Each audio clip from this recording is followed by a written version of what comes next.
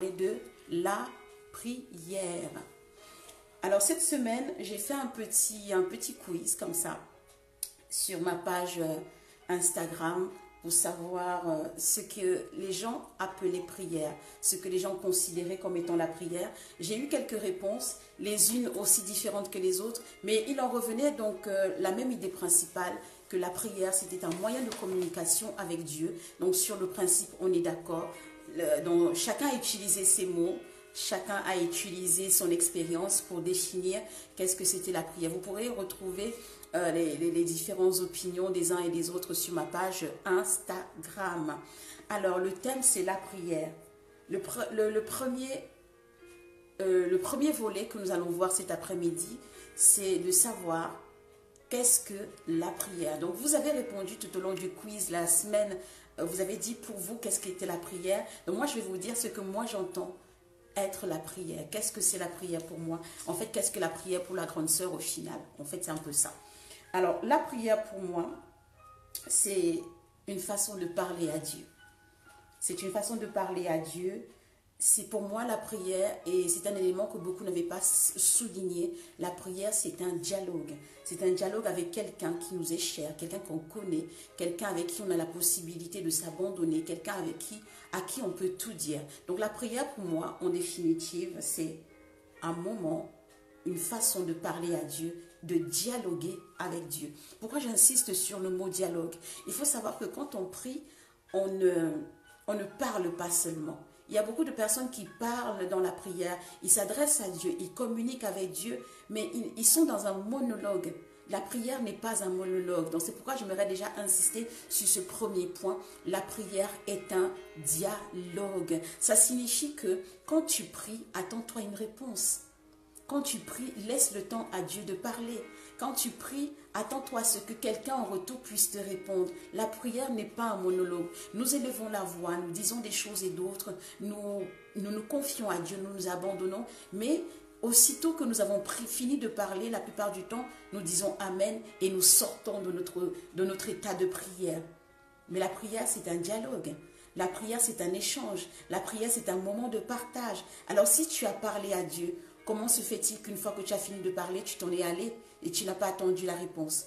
Il faut savoir que la prière, c'est un dialogue. Quand tu pries à Dieu, demande-lui la réponse. Quand tu pries à Dieu, espère au plus profond de toi qu'il te répondra. Quand tu pries à Dieu, attends. Attends qu'il te réponde. C'est pourquoi moi, j'ai souvent cette technique. Et des fois, effectivement, ça marche. Mais des fois, je ne vais pas vous dire que Dieu parle à tout bout de champ, que Dieu parle de oui et de non, non. Mais chaque fois que je finis de prier, je laisse un temps où je ne dis rien, où je suis à l'écoute du vent, où je suis à l'écoute d'un moindre signe, d'attendre que Dieu puisse me répondre. Alors quand vous finissez de prier, n'arrêtez pas tout de suite la prière, laissez un temps de silence, comme si vous étiez avec quelqu'un, que vous lui laissez cette fois-ci le tour de parler. Donc moi je fais ça, j'attends que Dieu me parle.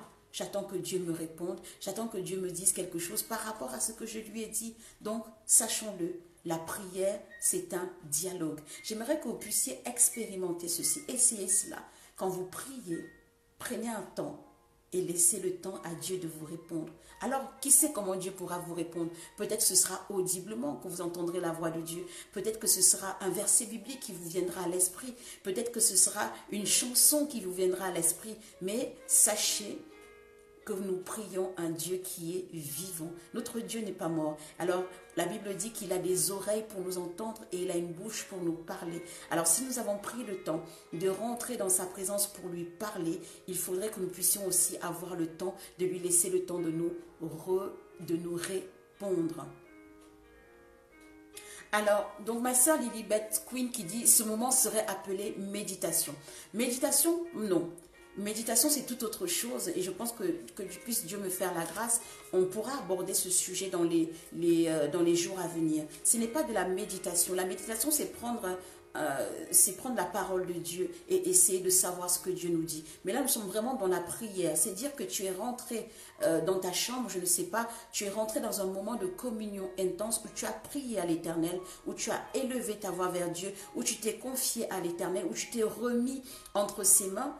Tu as fini ta prière, mais tu lui laisses un temps de te répondre. Tu lui laisses un temps de te dire quelque chose. Tu lui laisses un temps de venir à toi parce que tu es dans un dialogue. En fait, c'est comme un moment que tu as avec quelqu'un. Quand tu pries, tu es avec Dieu. Alors, pour répondre à ma sœur Lilibet Queen, ce n'est pas une méditation, c'est une prière. Mais la prière, c'est un dialogue. Donc, aussi vrai que quand tu parles avec quelqu'un, la personne te répond en retour, que tu redis quelque chose, la personne te répond en retour. Donc, la prière, c'est aussi ce moment-là où tu dois t'attendre à ce que Dieu puisse te répondre. Ce n'est pas de la méditation, mais tu as prié à l'Éternel, mais tu attends une réponse. Tu as demandé quelque chose à l'Éternel, tu attends qu'il puisse te donner une directive, une indication, un signe. Donc, il faut pouvoir prendre cette habitude de prier, mais d'attendre la réponse de l'Éternel, parce que nous sommes dans un dialogue avec notre Dieu. Donc, voilà ce que je pouvais te dire, ma soeur Lilibet Queen. Ce n'est pas une méditation, mais c'est bel et bien la prière. Mais retenons-le bien, la prière est un dialogue. Ce n'est point un monologue où nous venons parler. Mais après avoir parlé, il faut aussi attendre que celui à qui nous avons parlé puisse nous répondre en retour. Donc, expérimentez ça. Et vous me direz en commentaire, vous me direz en témoignage ce que ça vous a procuré comme sensation. Et je crois que le Seigneur vous répondra dans son précieux nom. Donc voilà le premier élément que je souhaitais donc éclaircir sur qu'est-ce que la prière. En deuxième volet, nous allons parler de pourquoi il faut prier. On prie, c'est vrai que quand on rencontre Jésus-Christ comme Seigneur et Sauveur, on nous dit souvent prier, il faut prier, mais est-ce qu'il y a une raison particulière pour prier? Pour quelle raison, en fait, je me mettrais en prière? Qu'est-ce qui me pousserait à prier? Le premier élément pour répondre à cette question, pourquoi il faut prier? Si je vous demande aujourd'hui, par exemple, à ma soeur, toi, Lilibet Queen, pourquoi tu pries? Ou ma soeur Auriel Bibiche, pourquoi tu pries? Ou ma soeur Louane, pourquoi tu pries? Il faut savoir qu'il faut qu'il y ait des raisons. On ne fait pas des choses pour faire. On fait des choses pour une raison bien précise. Alors, il faut savoir que la première raison pour laquelle il faut prier, c'est simplement parce que Dieu nous le demande. La première raison, c'est ça. Nous prions parce que Dieu nous demande de prier. Et ceci, vous pouvez le retrouver, si quelqu'un peut le noter, dans le livre de 1 Thessaloniciens, au chapitre 5, le verset 17. Et c'est un verset que nous avons vu déjà la semaine dernière, lorsqu'on parlait de la croissance spirituelle. Donc, nous prions déjà. Pourquoi? Parce que Dieu nous demande de prier. Donc, le livre de 1 Thessaloniciens au chapitre 5, le verset 17. Qu'est-ce que la Bible nous dit à ce propos? La Bible dit « Priez sans cesse ». On en a parlé la semaine dernière. Donc, vous voyez déjà, c'est une recommandation de l'Éternel, c'est une injonction de Dieu, c'est un commandement, c'est un ordre de l'Éternel qui nous dit « Priez sans cesse ». Donc, à partir de ce moment-là, on a déjà une raison pour laquelle nous avons obligation de nous tenir devant le Seigneur pour lui parler, pour dialoguer avec lui, parce que le Seigneur demande ça. Vous savez, quand on parle du jardin d'Éden, il faut savoir que quand Dieu a créé Adam et Ève, à ce moment-là, il n'y avait pas encore ce système que nous avons aujourd'hui de prier. Mais il y a un petit élément qui nous parle un peu de la prière. Il faut savoir que dans la Bible, quand Dieu parle du livre de Genèse et que Dieu parle de la vie dans l'Éden, la Bible nous dit que tous les soirs, Dieu venait à la rencontre de Adam. Il venait parler avec Adam. Donc c'était un moyen pour... En fait, c'était une espèce de prière où Dieu venait vers Adam, où Adam se confiait à Dieu pour lui dire, voilà, papa, regarde ce que j'ai fait aujourd'hui. Ça a été bien. Ça a été moins bien. J'ai réussi ça. Voilà ce que j'aimerais faire demain. Voilà ce que j'aimerais accomplir avec Ève demain. Qu'est-ce que tu en penses? Donc, c'était un petit prélude de ce que représente la prière. Tous les soirs, Dieu et Adam se retrouvaient pour prier, pour parler ensemble. Donc, c'est un prélude de la prière. Donc, prier sans cesse, c'est ça. Dieu recommande que nous puissions le faire sans cesse, que nous puissions le faire à chaque moment, que nous puissions le faire tout le temps, que nous puissions le faire le plus souvent possible. Donc voilà déjà la première raison pour laquelle il faut prier. Alors une autre raison que nous allons trouver, pourquoi il faut prier.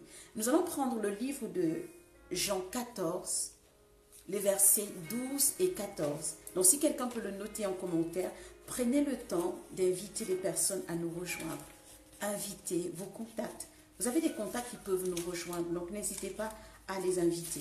Nous allons trouver une deuxième raison pour laquelle il faut prier.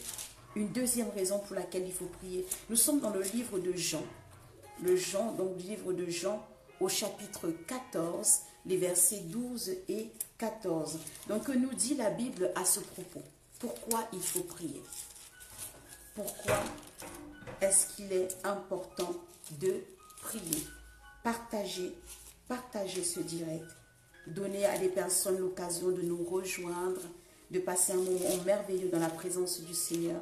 Permettez à quelqu'un d'être béni, d'être exhorté par ce moment dans la présence du Seigneur. Jean 14, les versets 12 et 14. La Bible dit, je lis dans la version 8 secondes. En vérité, je vous le dis, celui qui croit en moi fera aussi les œuvres que je fais, et il en fera de plus grandes. Parce que je m'en vais à mon Père, et tout ce que vous demanderez en mon nom, je le ferai, afin que le Père soit glorifié dans le Fils. Si vous demandez quelque chose en mon nom, je le ferai. Alors pourquoi il faut prier? Il faut prier parce que si tu as besoin de demander quelque chose à Dieu, il est important que tu te retrouves dans la prière. Prier, c'est aussi une occasion de demander. Alors pourquoi prier? La deuxième réponse que je donnerai, c'est pour demander quelque chose à Dieu. Nous avons beaucoup de choses dont nous avons besoin. Nous avons beaucoup de choses que nous aimerions consulter l'Éternel pour savoir que faire. Quelle est l'orientation que tu me donnes? Quel est ton point de vue par rapport à ça? Dirige-moi, éclaire-moi. J'ai entendu dire quelque chose, mais que dis-tu à ce propos, Seigneur? Donc, dans la présence de Dieu, dans la prière, c'est l'occasion pour vous de vous retrouver et de demander. C'est pourquoi dans le livre de Jean 14, Dieu dit, si vous demandez quelque chose à mon nom, je vous le donnerai. Le plus difficile dans la compréhension de ce verset, c'est demander dans le nom de Jésus. Parce que demander, on peut tous demander. Et on a tellement de choses à demander. On a tellement de choses à réclamer à Dieu. On veut un meilleur statut.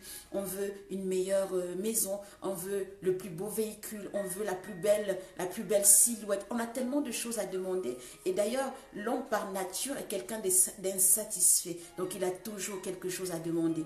Mais il faut savoir que quand on demande, il faut demander selon la volonté de Dieu. La Bible dit ici, tout ce que vous demanderez en mon nom. Que signifie dans le nom de l'Éternel? Dans le nom de l'Éternel, ça veut dire demander selon que le nom de Dieu va être glorifié dans ce que vous allez demander. Demandez selon que la volonté de Dieu va se faire dans ce que vous demandez.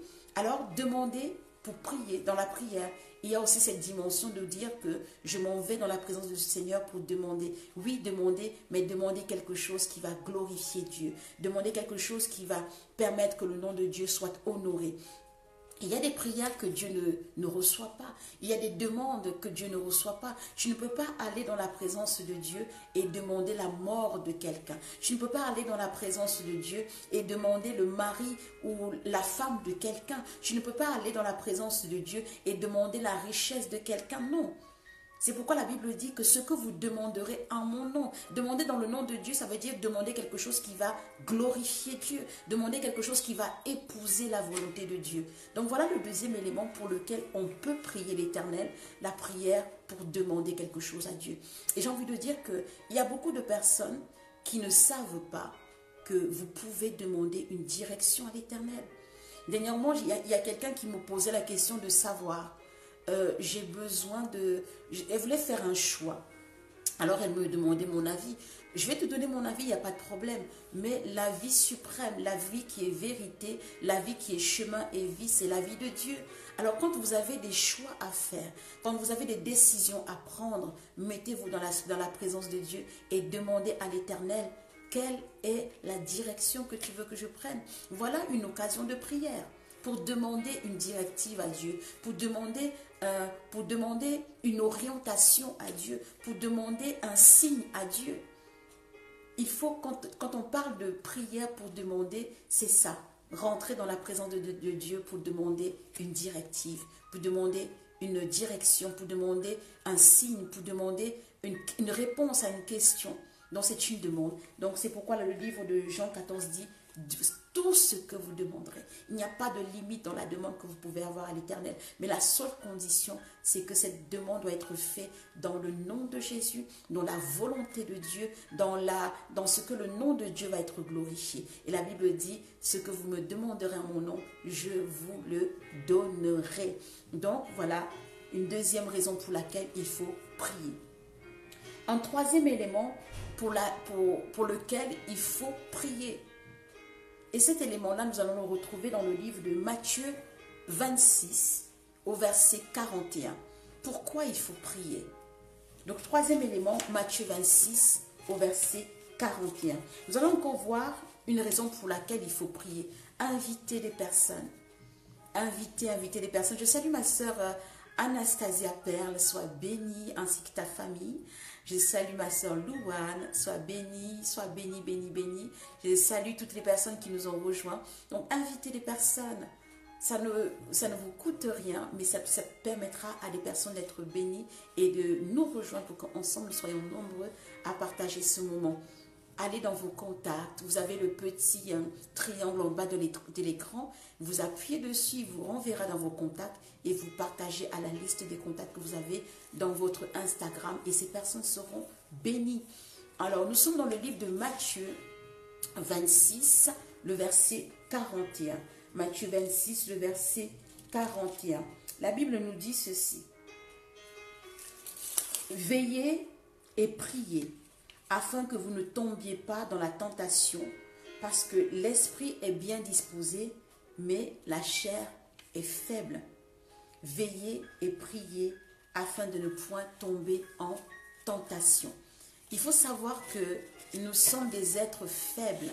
Nous sommes faits de chair, et aussi longtemps que nous sommes faits de chair, nous sommes susceptibles de retourner à nos vieux démons. Nous sommes susceptibles de succomber à la tentation. Nous sommes susceptibles de retourner dans tout ce que nous avions vomi. Alors, une raison pour laquelle il faut absolument prier, c'est pour pouvoir résister à la tentation. Il faut savoir que nul n'est à l'abri de la tentation. Que ce soit moi, que ce soit vous, nul n'est à l'abri de la tentation. Même les hommes de Dieu les plus faramineux, les plus excellents ne sont pas à l'abri de la tentation. Parce que la Bible nous dit que le diable rôde. Il rôde tous les jours. Lui, il rôde sans cesse. C'est la raison pour laquelle nous devons aussi prier sans cesse. Il rôde tous les jours cherchant qui dévorer. Alors, prier, c'est un moyen pour toi de te mettre à l'abri de la tentation. Prier, c'est un moyen pour toi de fermer toutes les brèches possibles à l'ennemi. Prier, c'est une façon de te recoqueviller dans la présence de Dieu, en sorte que tu ne sois pas une proie facile pour l'ennemi. La Bible dit prier sans cesse pour ne pas succomber à la tentation. Tout est sujet de tentation. Quand tu marches dehors, tu vois des belles filles. Alors toi, un homme, tu peux succomber à la tentation alors que tu es marié. Toi, une femme qui est en foyer, tu peux succomber à la tentation d'un bel homme qui vient avec ses paroles voluptueuses. Alors tu peux voir une sœur qui a un très beau sac, tu succombes à la tentation du péché. Nous sommes susceptibles de pécher à moult raisons, pour moult situations, nous sommes susceptibles d'être tentés et de tomber dans le péché. Alors la Bible dit ici qu'une raison pour laquelle nous devons prier, c'est pour ne pas succomber à la tentation.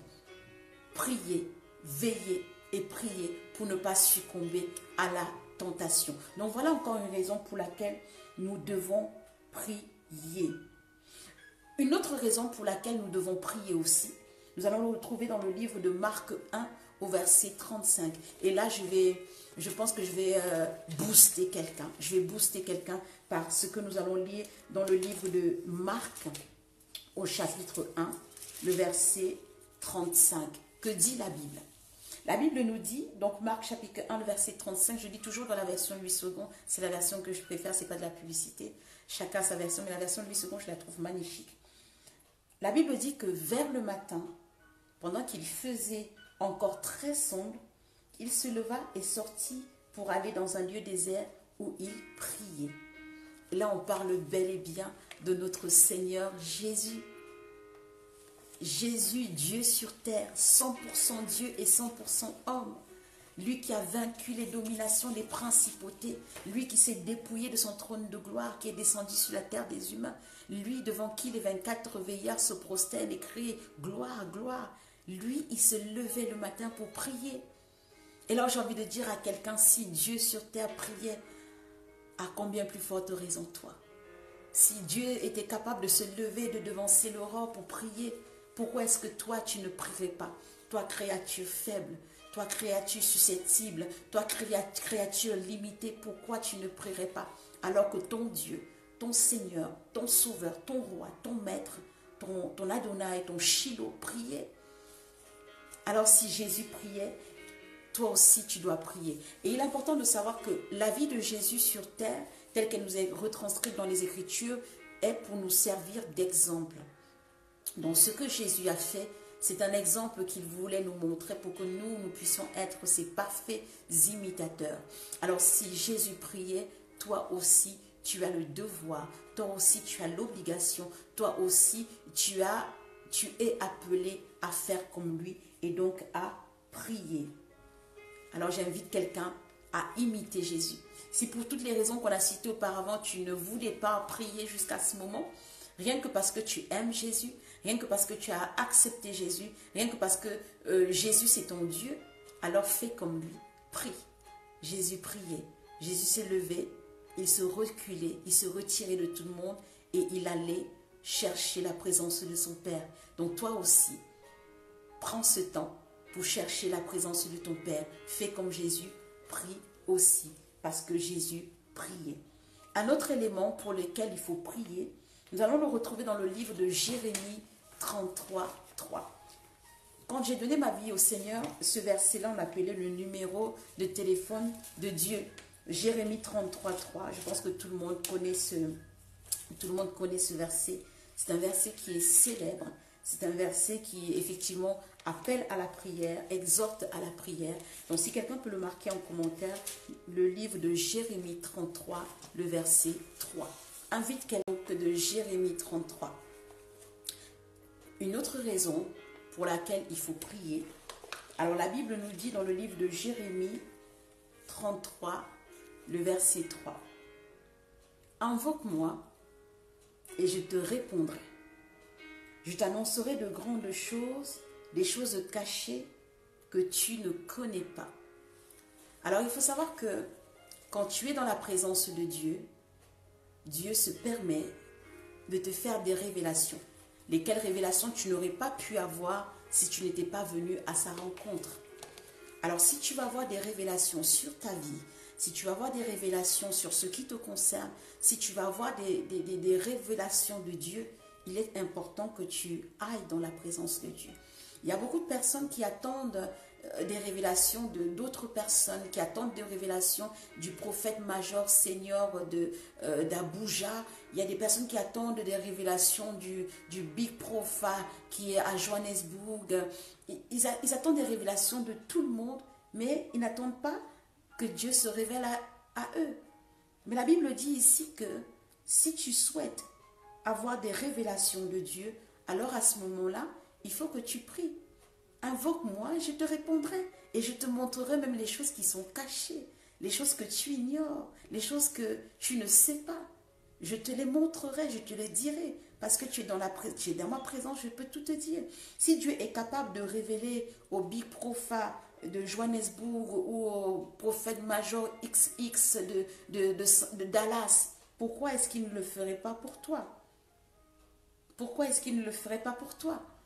Alors, la Bible te dit ici dans le livre de Jérémie 33, 3 que si tu as besoin d'avoir des révélations de Dieu, si tu as besoin que Dieu te parle, si tu as besoin que Dieu te montre les choses cachées, alors il faut que tu puisses les retrouver dans sa présence. Voilà encore un élément pour lequel donc la prière est importante. Avoir des révélations de Dieu. Savoir ce que Dieu prépare pour toi, savoir ce que Dieu t'appelle à faire, savoir où est-ce que Dieu t'appelle. Il faut savoir aussi que la plupart du temps, quand un grand homme de Dieu, quand un prophète vient vers toi, il ne vient que pour te donner des confirmations. Il vient pour te donner des confirmations de ce que Dieu, au préalable, t'a déjà révélé. Et ces révélations, tu ne peux les avoir que si tu es dans la présence de Dieu. Dieu viendra confirmer ce qu'il t'a déjà dit au préalable. Parce que dans sa présence, eh bien, tu as reçu ces révélations. Dans sa présence, tu as été éclairé. Dans sa présence, tu as reçu de lui les oracles te concernant. Tu as reçu de lui les prémonitions te concernant. Tu as reçu de lui les prophéties te concernant. Mais pour cela, il faut aller dans la présence de Dieu. Donc voilà ce que Jérémie 33:3 nous dit. Il faut prier pour avoir des révélations de Dieu.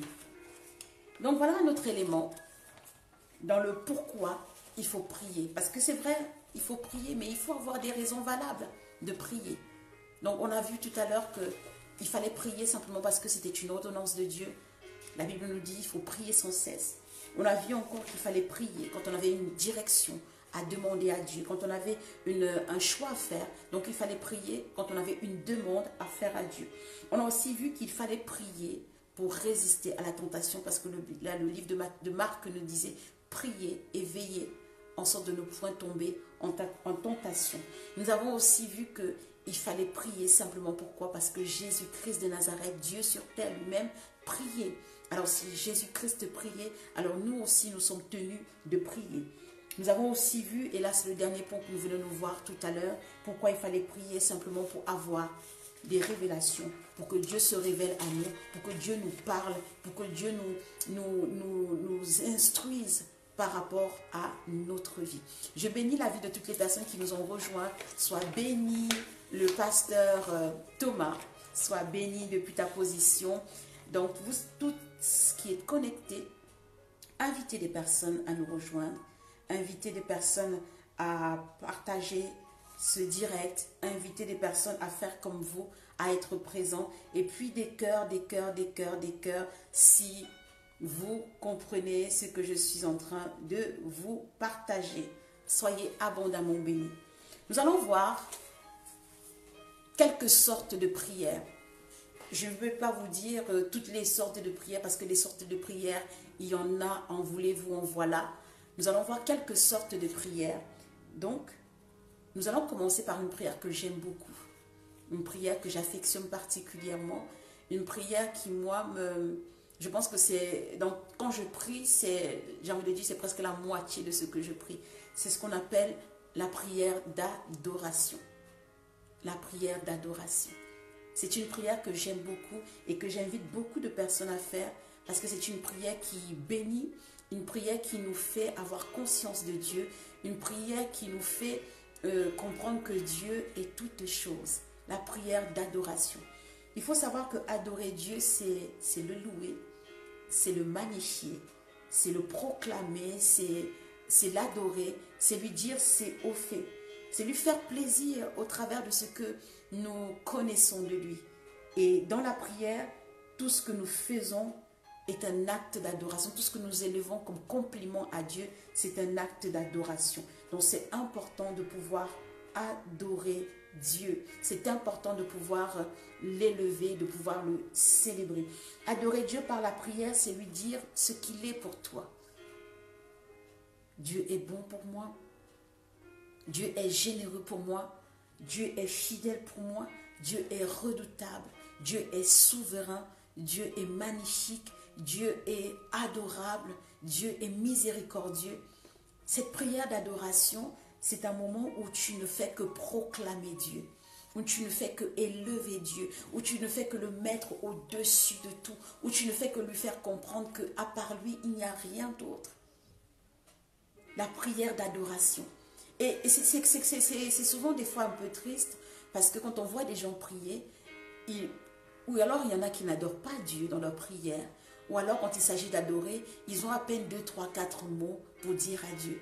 Mais l'adoration à Dieu doit être toute chose. David était capable de dire que tout ce qui est en moi puisse élever le nom de Dieu. L'adoration doit faire partie de l'essentiel de votre prière. Qui est Dieu pour toi? Qu'est-ce qu'il représente à tes yeux? Qu'est-ce qu'il a fait pour toi? Même déjà le simple fait que tu sois dans la prière, c'est lui qui le permet. C'est lui qui renouvelle le souffle de vie. C'est lui qui te donne la santé. C'est lui qui t'a donné de quoi manger hier. C'est lui qui t'a permis d'être dans un logement. C'est lui qui t'a permis d'être restauré, c'est lui qui te permet d'être béni, c'est lui qui assurera tes lendemains, c'est lui qui prendra soin de toi, c'est lui qui veillera sur tes enfants, c'est lui qui prendra soin de ta maison. Vous voyez là, rien que de parler comme ça, je peux encore avoir comme ça des mots, des mots, des mots pour dire à Dieu combien il est merveilleux. Donc l'adoration, c'est une sorte de prière. Adorez Dieu. Prenez plaisir à adorer Dieu. Dans vos prières, faites-le. Si vous ne le faisiez pas déjà, prenez plaisir à adorer Dieu. Prenez le maximum de temps possible. Je ne sais pas, je vais vous donner un simple exemple. Imaginez, je parle par exemple à une femme, ainsi un homme est là, il peut le mettre dans ce sens-là. Imaginez que votre époux ou votre épouse, chaque fois elle vous dise, oh regarde comment tu es belle. Regarde comment tu as des yeux merveilleux. Regarde comment ton visage est parfait. Regarde comment ton sourire est radieux. Regarde comment tout ce que tu fais me fait du bien. Regarde comment tu es merveilleuse. Je ne vois aucune autre femme que toi. Je vois comment tu es resplendissante. Même quand tu n'es pas débarbouillée, tu es merveilleuse. La personne, j'ai envie de dire qu'elle a un sentiment d'amour qui est décuplé. Un sentiment d'amour qui grandit. Un sentiment d'amour qui est juste fort. C'est la même chose que quand tu dis à Dieu ce qu'il est pour toi, quand tu dis à Dieu qui il est, quand tu dis à Dieu comment tu le vois, comment Dieu se sent bien. Oh Dieu, combien tu es bon pour moi, combien tu es merveilleux, combien ton amour me couvre de sa grâce, combien ta grâce me protège, ô Éternel. Il n'y a point d'autre Dieu comme toi, il n'y a point de Dieu que ce soit sur la terre, sous la terre, dans les eaux, même dans les cieux. Aucun Dieu n'est comme toi. Si ton époux te disait ça tous les jours, imagine. Si ton épouse te disait ça tous les jours, oh mon mari, regarde comment tu es beau. Il n'y a aucun homme qui puisse t'arriver à la cheville. Quand tu te lèves le matin, je n'ai d'empressement que d'être dans tes bras. Quand tu te couches le soir, je n'ai d'empressement que de t'observer. Je suis bénie d'être ta femme. Je suis bénie d'être celle que tu as choisie. Regardez la joie du cœur. La prière d'adoration, c'est ça. C'est ce compliment que vous retournez à Dieu et Dieu ne peut que être en joie. Donc prenez plaisir à adorer Dieu. Nous allons prendre un exemple d'adoration, de prière d'adoration dans la Bible. Forcément ce sera David. David savait parler à l'Éternel. David savait toucher le cœur de l'Éternel. Même quand il avait péché, il savait comment aller devant la face de Dieu pour demander, pour crier à Dieu, parce que c'était un adorateur. David était un adorateur. Dans le livre de Psaume 8, au verset 2, si quelqu'un peut le noter, le livre de Psaume 8, le verset 2, Psaume 8, verset 2, si quelqu'un peut le noter, nous allons voir un exemple de prière d'adoration. Et là, donc, c'est David qui parle et il dit, « Éternel, notre Seigneur, que ton nom est magnifique sur toute la terre. Ta majesté s'élève au-dessus des cieux. » Regardez juste en quelques mots comment David a magnifié Dieu. Éternel. Alors il dit déjà, il appelle Dieu par son nom d'éternité pour dire que toi, tu n'as pas de limite. Et il dit notre Seigneur. C'est-à-dire que tu es notre Seigneur, tu es notre Dieu. Que ton nom est magnifique. Il dit juste que le nom de Dieu est magnifique. C'est comme si quelqu'un venait à me dire, Auriel, ton nom est magnifique. Combien de fois nous nous sommes trouvés à sourire parce que des fois tu appelles par exemple un service client, tu dis voilà je m'appelle Auriel Focam et qu'on te dit oh votre prénom est magnifique, ça touche. David dit ici que l'Éternel, que ton nom est magnifique. Il commence juste déjà par le nom, c'est-à-dire un prélude d'une prière qui va être magnifique, un prélude d'une adoration qui va être juste parfaite. Il dit que ton nom est magnifique ou sur toute la terre. Non pas simplement en Israël, non pas simplement en France, non pas simplement au Cameroun, non pas simplement au Canada, mais sur toute la terre, ton nom est magnifique. Et il continue en disant que ta majesté soit élevée au-dessus des cieux. David savait parler à l'Éternel.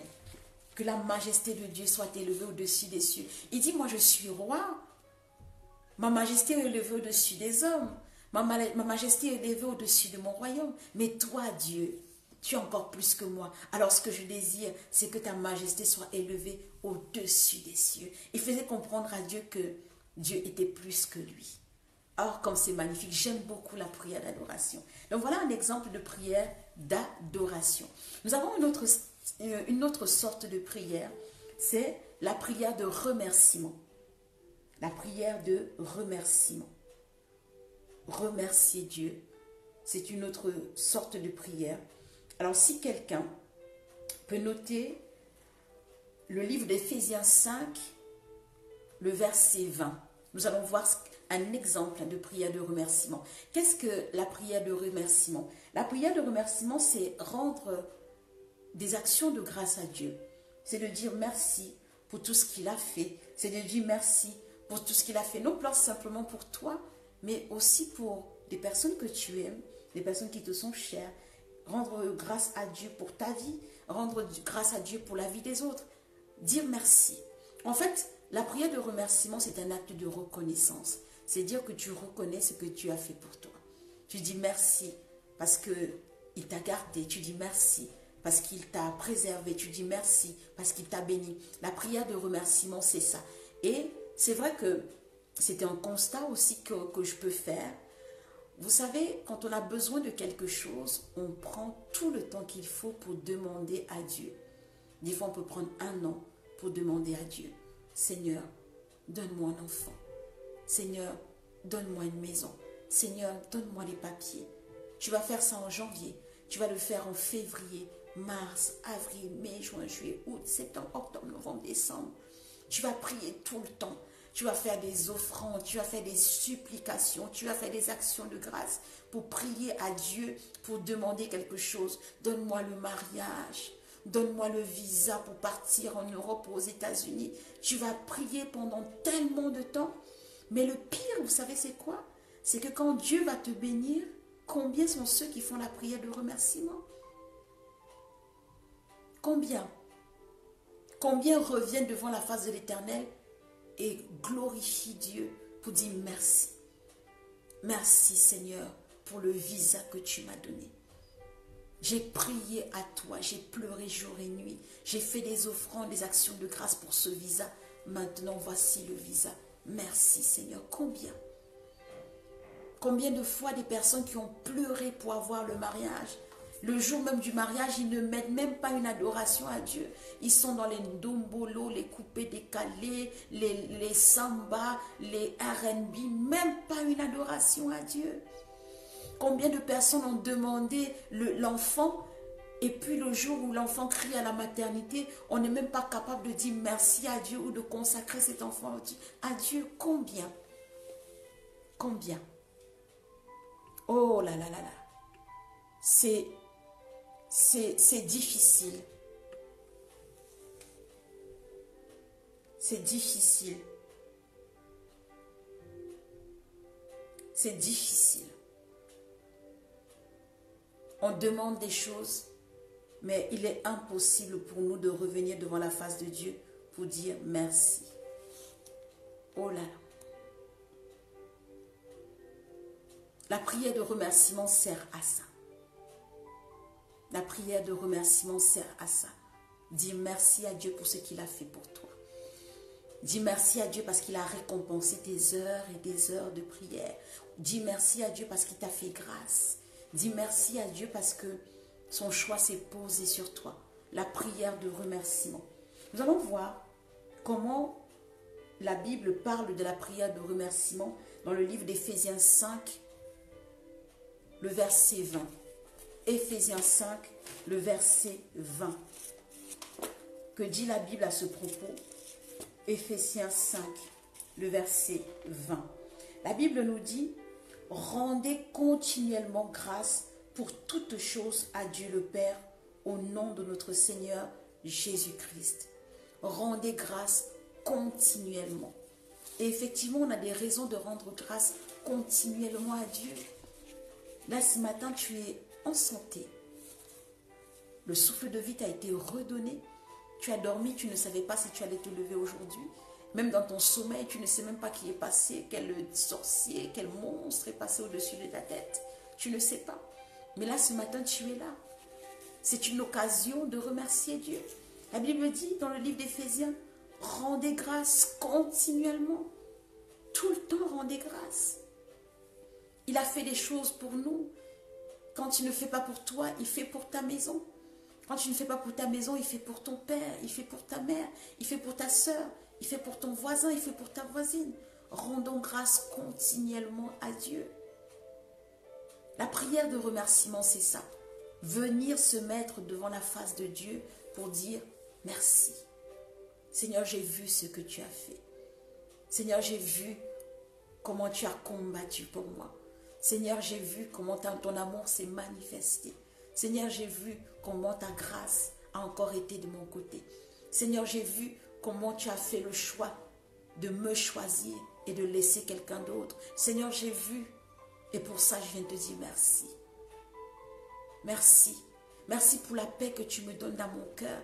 Merci pour la réconciliation que j'ai entre mon âme, mon esprit et mon corps.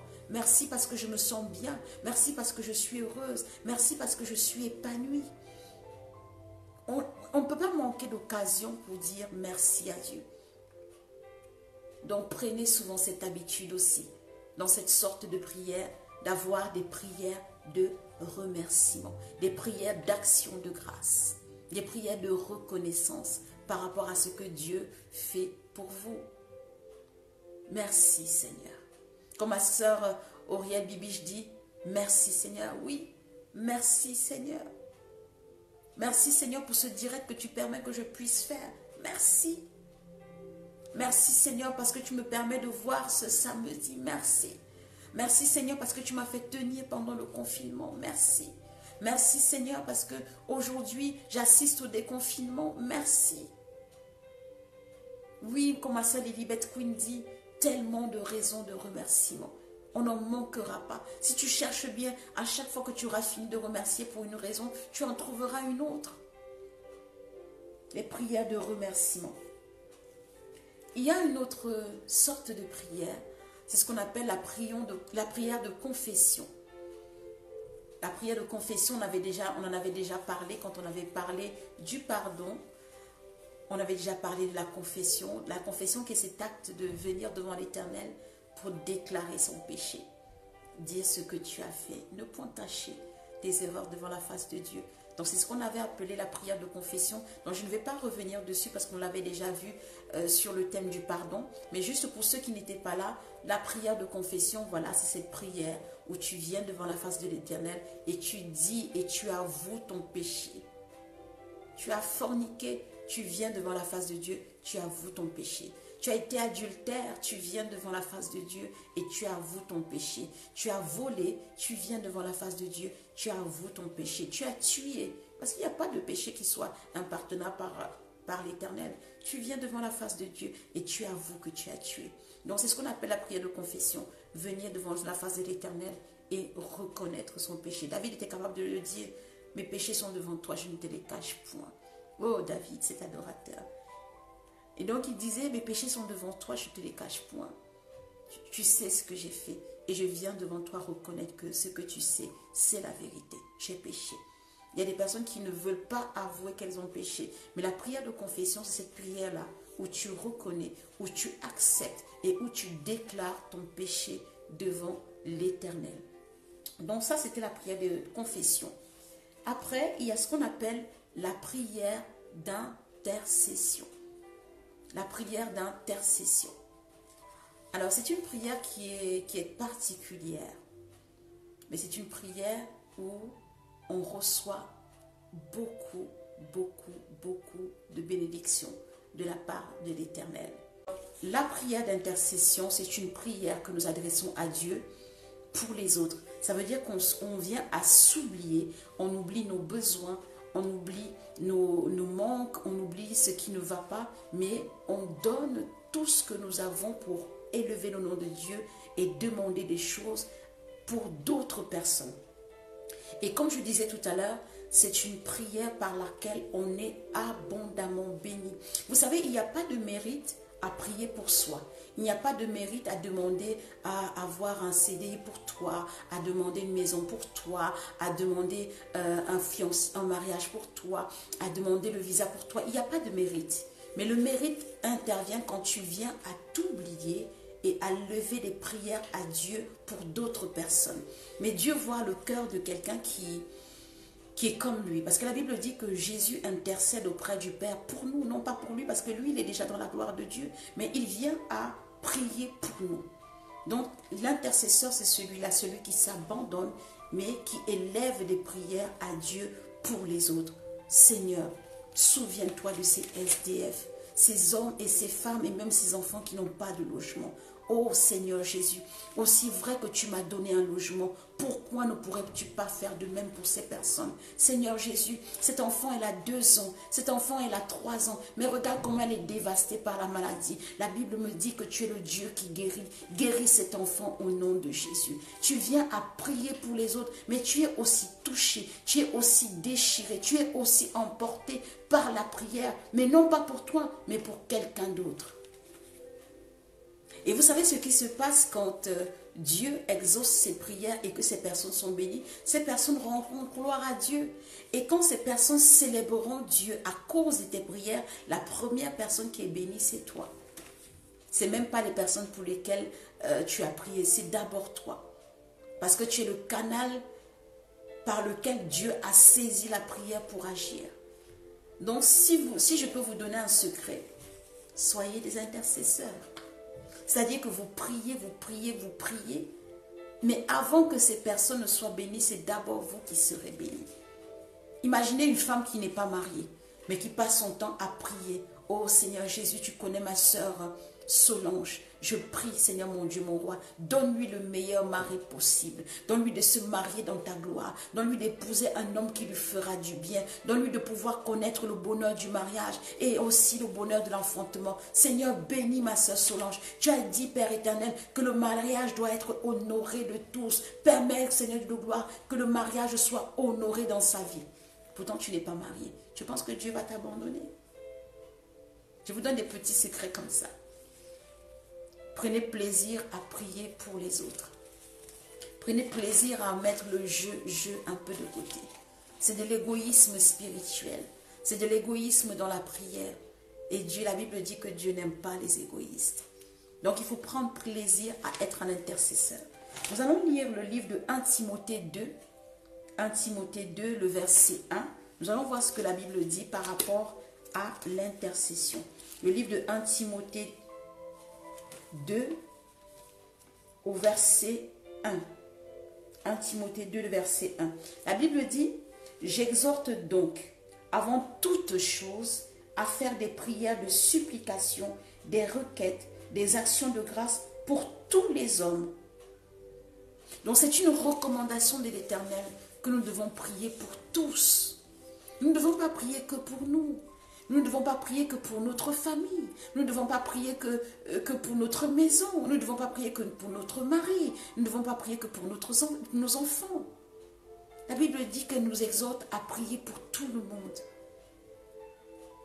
Notre prière ne doit pas être limitée à certaines personnes, à certains clans, à une certaine catégorie. Non, notre prière doit pouvoir toucher tout le monde. Et je vais encore vous lire un verset qui parle encore, j'ai envie de dire peut-être un peu mieux, de l'intercession. Nous sommes dans le livre de Ézéchiel 22, le verset 30. Le livre d'Ézéchiel 22, le verset 30. Ézéchiel 22, le verset 30. Nous allons voir ce que la Bible dit. Et vous allez voir combien c'est puissant un intercesseur. Vous allez voir la puissance qu'il y a dans l'intercession.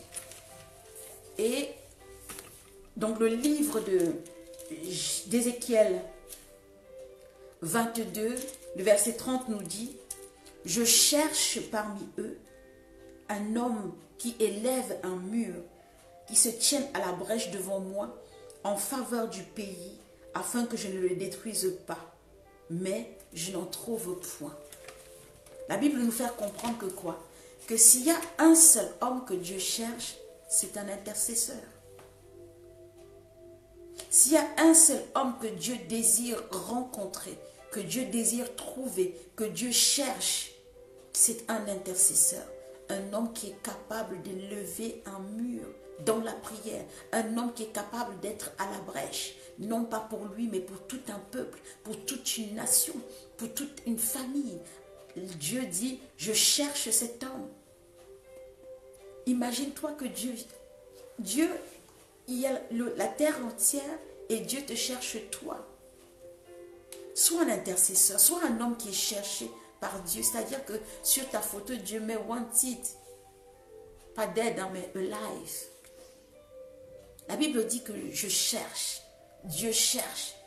Mais ce qui est triste aussi, c'est qu'il n'en trouve pas. Et c'est vrai. On a du mal à élever des prières pour les autres et à nous abandonner. On a du zèle quand il faut prier pour nous-mêmes. On a du zèle quand il faut prier pour nos enfants. On a du zèle quand il faut prier pour une situation qui nous perturbe. Mais on n'a pas de zèle à prier pour les autres. Et même si on venait à élever une prière pour les autres, c'est quoi, Seigneur, tu connais la situation de tel âgé où puis on est passé. Mais on n'a pas ce même déchirement du cœur. On n'a pas cette même envie que la bénédiction arrive dans la personne. Mais cet intercesseur, c'est quelqu'un qui prie de façon acharnée et dévouée pour quelqu'un d'autre. Et la Bible dit ici dans le livre d'Ézéchiel, je cherche un tel homme, je cherche une telle femme qui est capable de s'abandonner, de se déchirer, de crier à moi, non pas pour elle, mais pour les autres. Moi, je connais dire à prier pour les autres. Sois un intercesseur, sois un homme et une femme qui se tient à la brèche, sois un homme et une femme qui se tient dans la prière et qui élève des prières à l'Éternel. Donc voilà, c'était un autre type de prière, la prière d'intercession. Il faut savoir qu'il y a plusieurs autres types de prières, donc je ne vais pas non plus détailler toutes les sortes de prières, mais il y en a plusieurs autres. Mais cet après-midi, j'ai voulu me concentrer essentiellement sur l'intercession, sur l'adoration, sur le remerciement et sur la confession. Oui, comme ma sœur Auriel dit, prier pour les autorités, mais ô combien c'est important. Parce que ce sont ces personnes qui prennent les décisions qui vont nous impacter. Parce que si une autorité dit par exemple que voilà, on ne peut plus ouvrir les lieux de culte, on ne pourra plus le faire. Donc c'est pourquoi il faut toujours prier pour les autorités, pour qu'elles soient inspirées par l'Esprit de Dieu. Il faut toujours prier pour ton responsable au travail, parce que si tu es bien avec lui, tu seras épanoui dans ton travail. Il faut prier pour vos autorités spirituelles, parce que si ton pasteur est bien, toi aussi tu seras bien. Il faut prier pour toutes les autorités que Dieu vous a données. Priez pour vos époux et épouses. Priez pour ces personnes que Dieu a mis à vos côtés qui sont des autorités. C'est d'un indispensable pour être heureux. Parce que si ces personnes sont remplies de l'Esprit de Dieu, elles ne pourront que vous faire du bien en retour. Donc oui, ma sœur Auriel Bibiche, tu as raison. Nous devons prier pour nos autorités. Donc, j'en ai terminé avec les sortes de prières. Et là, pour dernier élément, je vais parler j'aimerais ramener les personnes à l'essentiel. Donc là, je vais vraiment faire une espèce de cœur à cœur avec vous. Parce que quand on prie, il y a beaucoup de pratiques qu'on fait, mais ce n'est pas des prières. On croit prier, mais ce n'est pas des prières. Et j'aimerais vraiment interpeller tout un chacun. Prier, c'est indispensable. On l'a vu la semaine dernière, c'est indispensable pour croître spirituellement. Prier, il n'y a pas de façon de prier. Si tu aimes prier étant assis, tu pries étant assis. Si tu aimes prier étant couché par terre, tu pries étant couché par terre. Si tu es de ceux-là qui prient à genoux, tu pries à genoux. Si tu es de ceux-là qui prient en marchant, tu peux le faire. Ça n'a aucune incidence sur la prière que tu élèves à Dieu. Mais il y a des choses qu'on fait qui ont une incidence sur ce qu'on fait devant l'Éternel. Il y a des choses qu'on fait qui sont des pratiques qui sont abominations devant l'Éternel. Déjà, il faut savoir à qui on adresse nos prières. Quand tu pries, à qui est-ce que tu pries? Beaucoup me diront à Dieu, oui, effectivement, on prie à Dieu. Mais il faut savoir que dans ce monde dans lequel on vit, il y a beaucoup de dieux. Il y a beaucoup de choses ou de personnes qu'on considère comme étant Dieu. Les Indiens prient à la vache. La vache, pour eux, c'est Dieu. Il y a d'autres personnes qui prient à d'autres divinités. Cette divinité, pour eux, c'est Dieu. Mais nous, on est d'accord, on prie à Jésus-Christ de Nazareth. Nous allons le voir pour savoir que tu as une seule direction vers où diriger tes prières. Une seule direction. Donc il ne faut pas diriger ces prières à tort et à travers, auquel cas tu pries pour rien. Mais il faut avoir des prières qui sont efficaces. Et l'efficacité de la prière, c'est d'abord de savoir à qui tu adresses ta prière. Si tu attends une réponse de quelqu'un, il faut savoir de qui tu attends la réponse. Et nous allons prendre nos Bibles. Nous sommes dans le livre de 1 Timothée 2. 1 Timothée 2, le chapitre 1 Timothée 2, le verset 5. Autant pour moi. 1 Timothée 2, le verset 5. Nous allons voir ce que la Bible nous dit. 1 Timothée 2, le verset 5. La Bible me dit donc à ce propos, car il y a un seul Dieu. Donc déjà qu'on soit d'accord sur le fait. Il y a un seul Dieu et aussi un seul médiateur. Il n'y a pas plusieurs médiateurs dans nos prières. Il y a d'autres personnes qui disent que moi je prie un tel parce que c'est un médiateur entre moi et Dieu. La Bible me dit ici dans le livre de 1 Timothée 2 au verset 5, il y a un Dieu, il y a un médiateur entre Dieu et les hommes. Jésus-Christ, homme qui s'est donné lui-même en rançon pour tous.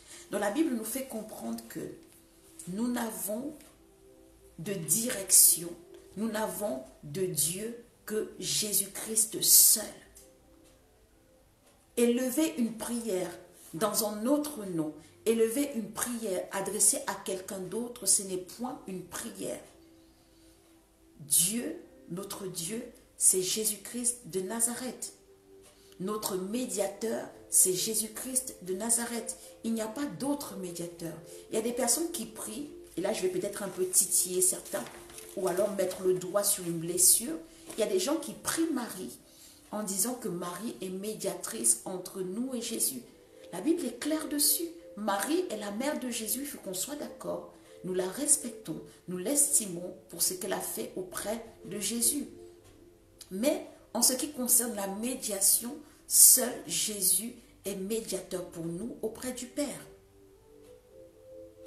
1 Timothée 2, le verset 5. Il y a un seul Dieu.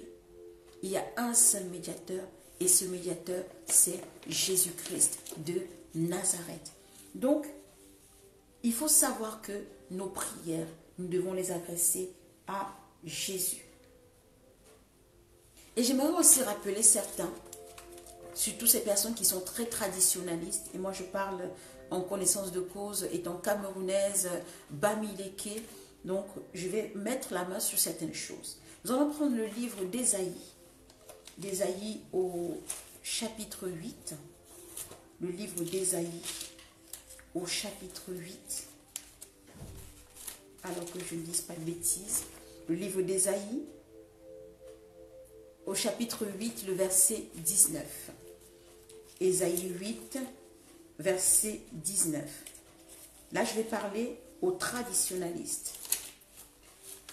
La Bible nous dit, Ésaïe 8, si quelqu'un peut le noter, Ésaïe 8, verset 19. La Bible dit, si l'on vous dit, consultez ceux qui évoquent les morts et ceux qui prédisent l'avenir, qui poussent des sifflements et des soupirs, répondez, un peuple ne consultera-t-il pas son Dieu? Si on vous dit, consultez ceux qui évoquent les morts ou ceux qui prédisent l'avenir, qui poussent des sifflements et des soupirs, répondez, un peuple ne consultera-t-il pas son Dieu? Ça veut dire que les choses où on vous amène voir des devins, on vous amène voir des cartomanciennes, on vous emmène voir des chamans, on vous amène voir la tombe de l'oncle au village, et on te dit faut parler à ton oncle et tout ça. Moi je sais qu'au Cameroun ça se fait. On va voir les ancêtres, on dit, ben voilà, fais en sorte que je sois ministre, fais en sorte que je réussisse dans ma vie, fais en sorte, il ne peut rien faire en sorte. Il est mort. Et la Bible dit ici que si on vous demande de consulter les morts, si on vous demande de consulter les diseuses de bonne aventure, ou alors consulter les horoscopes et tout ça, parce que vous voulez savoir comment ça va se passer aujourd'hui, non. C'est une abomination devant l'Éternel. La Bible dit, mon peuple ne considérera-t-il pas Dieu? Tu as besoin de savoir ton avenir sera comment. Va devant la face de l'Éternel. Tu as besoin de savoir qu'est-ce qu'il en adviendra de toi aujourd'hui. Va demander à l'Éternel. Que tu sois Gémeaux, Taureau, Sagittaire, ça n'a aucune importance. C'est Dieu qui décide de tout.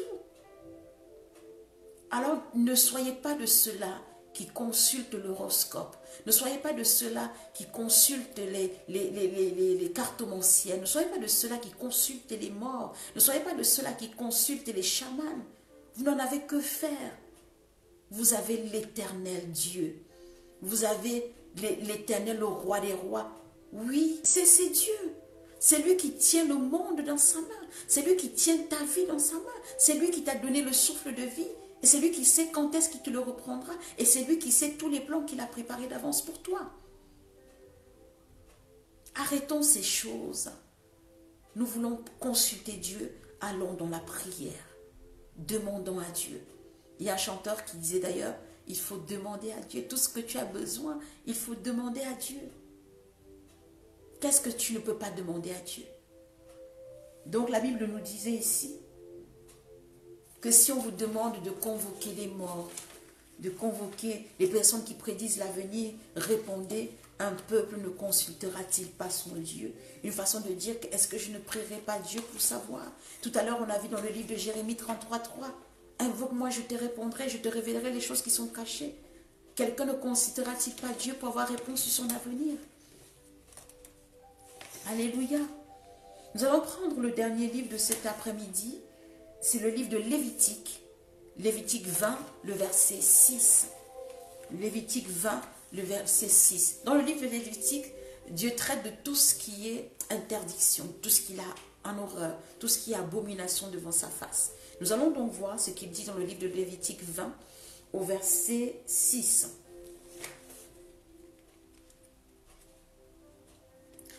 Alors, Lévitique 20, le verset 6, la Bible dit, « Si quelqu'un se tourne vers ceux qui évoquent les esprits et vers les devins pour se prostituer, avec eux, je tournerai ma face contre cet homme et je le retrancherai du milieu de son peuple. » Regardez bien ce que l'Éternel dit. « Si quelqu'un se tourne vers ceux qui évoquent les esprits, et vers les devins pour se prostituer avec eux, je tournerai ma face contre cet homme. » Dieu fait comprendre ici dans ce chapitre et ce verset que quelqu'un qui fait ces choses est en abomination devant sa face. Et lui, il détournera sa face de cette personne. Alors je ne souhaite pas que quelqu'un se retrouve dans une situation où Dieu s'est détourné de lui. Parce que là, ça signifie que tu es tout seul et tu es à la merci de tout. Alors, ces pratiques sont en abomination devant l'Éternel. Ces choses sont en abomination devant la face de Dieu. Donc, la Bible dit, il ne faut pas les faire. Arrêtons les horoscopes. Arrêtons les prières aux morts. Arrêtons de consulter les chamans. Arrêtons de consulter les diseuses de bonne aventure. Arrêtons parce que la Bible dit que ces choses sont en abomination devant l'Éternel. Ces choses sont des éléments pour que Dieu puisse tourner sa face de toi. Donc ne faisons pas ces choses. Ne permettons pas que Dieu nous tourne le dos. Nous avons tourné le dos à tellement de choses pour venir à Dieu, que ce serait dommage que maintenant que nous sommes là, que Dieu nous tourne le dos. Vous avez besoin de quelque chose, allez dans la présence de Dieu. Vous avez besoin d'une direction, vous avez besoin de quoi que ce soit. Il n'y a pas de limite dans la prière. Vous avez besoin de quoi que ce soit, allez dans la présence de Dieu et demandez à Dieu. Il y a ma soeur la semaine dernière qui disait, j'aimerais avoir une église. Demandez à Dieu, quelle est l'église dans laquelle tu veux que je puisse te servir? Il y a quelqu'un qui me disait, j'aimerais pouvoir adorer Dieu avec mon talent, parce que j'ai des talents.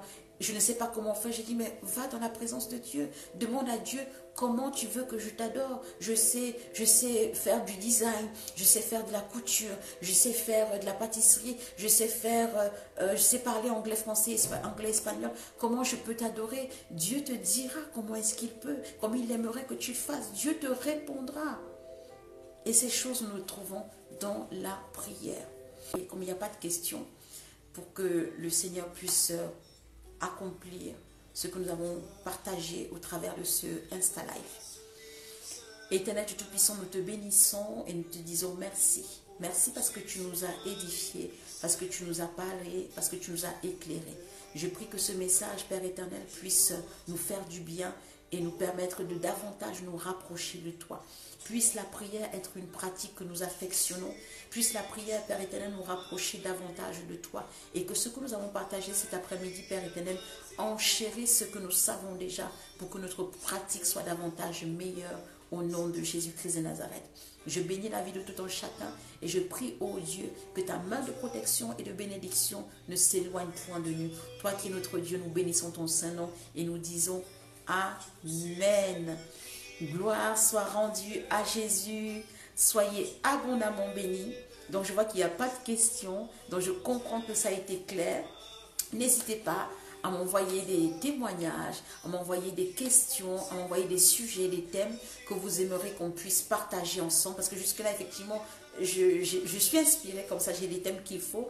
Mais si vous avez des sujets sur lesquels vous souhaitez qu'on puisse parler, savoir ce que Dieu dit par rapport à ça, n'hésitez pas à me les envoyer inbox et je me ferai un plaisir de revenir avec ce que le Seigneur aura mis à mon cœur. Donc soyez bénis. Ma soeur Lilibeth Queen qui dit merci encore pour ce partage. Ces versets bibliques sont des révélations. Sois fortifié dans le nom de Jésus. Amen, je dis Amen, je reçois. Ma soeur Auriel Bibiche qui dit merci, demeure bénie dans le puissant nom de Jésus. Je reçois. Donc soyez aussi abondamment bénis, que vos maisons soient bénies, que vos foyers soient bénis, que vos entreprises soient bénies et que votre semaine demeure bénie dans le précieux nom de Jésus-Christ de Nazareth.